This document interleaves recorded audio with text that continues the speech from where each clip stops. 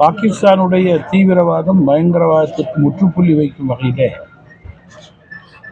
சிந்தூர் போருடைய வெற்றி என்பது 140 கோடி இந்திய மக்களுக்கு மிகப்பெரிய நம்பிக்கையை கொடுத்திருக்கிறது.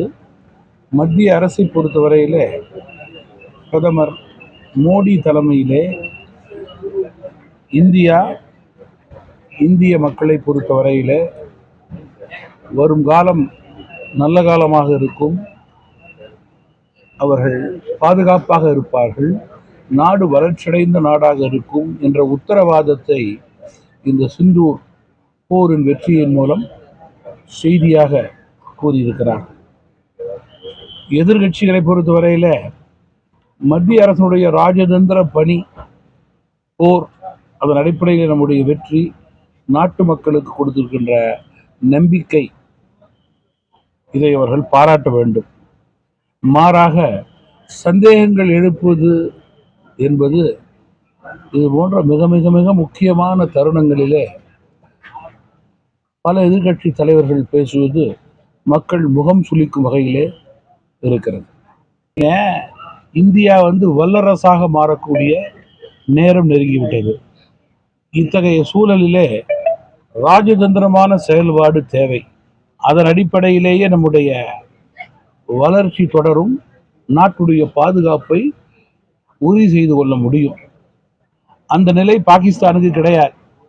பாகிஸ்தான் ஏரியிலே எவ்வளவு ஏறினாலும் இந்தியாவினுடைய வளர்ச்சியை எட்ட முடியாது. இந்தியா இன்றைக்கு ஒரு வளர்ச்சி அடைந்த நாடாக படிப்படியாக மாறி இருக்கிறது. அதுவும் கோவிடுக்கு பிறகு கூட பொருளாதார ரீதியாக நாம் உயர்ந்திருக்கின்ற காரணத்தினால்தான் இன்றைக்கு போரிலே வெற்றி பெறக்கூடிய பல சாகசங்களை நம்மால் செய்ய முடிகிறது. அப்படி இருக்கும்போது வளர்ந்த நாடுகளுக்கு கண்ணை உறுத்தாமல் இருக்காது. அதில் ராஜதந்திரம் தேவை. அந்த ராஜதந்திரத்தை இந்திய மக்களுடைய பாதுகாப்புக்காகவும் வருங்கால வளர்ச்சிக்காகவும் மோடி தலைமையிலான மத்திய அரசு மிக சிறப்பாக கையாண்டு இருக்கிறது என்பதுதான் இன்றைய உண்மை நிலை.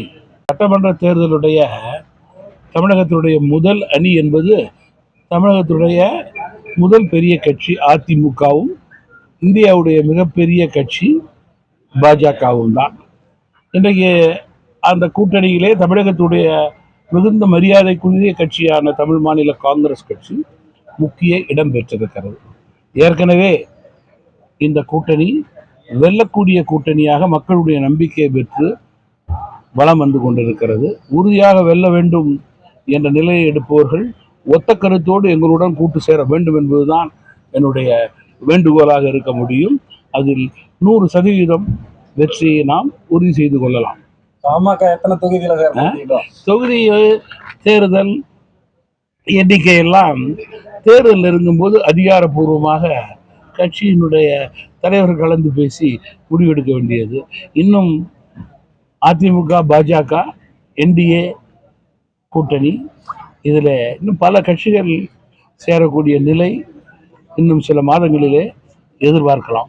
தினகரன் ஓபிஎஸ் போன்றவர்கள் தேசிய ஜனநாயகம். நீங்கள் பொதுவாக கூட்டணி குறித்து இறுதி முடிவு எடுக்க வேண்டியது அதிமுகவும் பாஜகவும். அதுக்கு ஒத்த கருத்துடைய கட்சியாக தமாக செயல்படும். செய்திகளை உடனுக்குடன் தெரிந்து கொள்ள கீழ்கண்ட கேபிள் மற்றும் டிடிஹெச் நெட்வொர்க்குகளில் எம்நாடு செய்தி தொலைக்காட்சியை காணுங்கள். பாதகம் செய்பவரை கண்டால் நாம் பயம் கொள்ளலாகாது பாப்பா.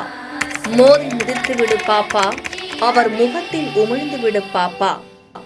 அண்மை செய்திகளை உடனுக்குடன் தெரிந்து கொள்ள இணைந்திருங்கள் எம்நாடு தொலைக்காட்சியுடன்.